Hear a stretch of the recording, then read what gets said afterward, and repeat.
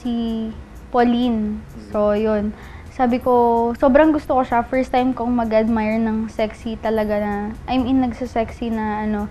Tapos nalaman ko, Premier Vixen siya. So, super excited ako na makita siya, na parang, basta nakita ko sa yung mga pictures na, yung mga ginawa niya before.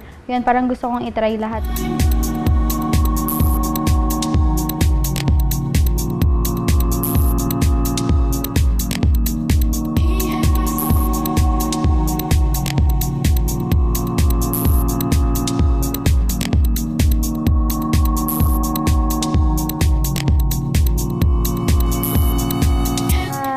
Hindi ko talaga gusto yung dancing, pero pag sexy dance, yun yung okay para sa akin.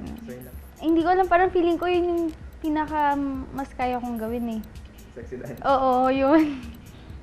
Yung feeling ko na mas kaya.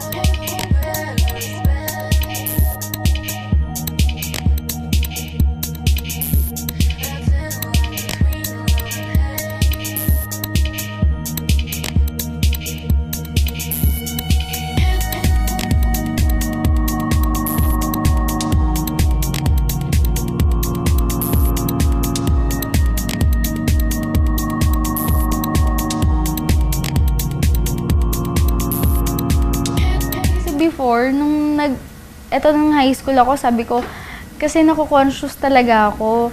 Kasi yung mga tao, kapag nakakasalubong ako, hindi sa mukha ko tumitingin, sa boobs ko nakatingin. So, parang sabi ko, siguro kapag lumaki na ako, papabawasan ko talaga yung boobs ko. Tapos nag-modeling na ako, shit, buti na lang talaga yung boobs ko ganito.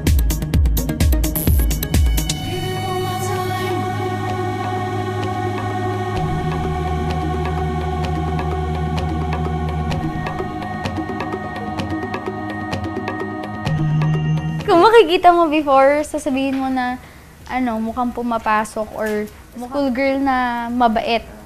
Pero pag nakita mo ako ngayon, sabi nila, mukhang wild. Kasi yung suot na, mas komportable ako kapag naka-shorts or medyo kita yung boobs ko. Mas komportable ako, mas feeling ko na okay yung itsura ko kapag ganun.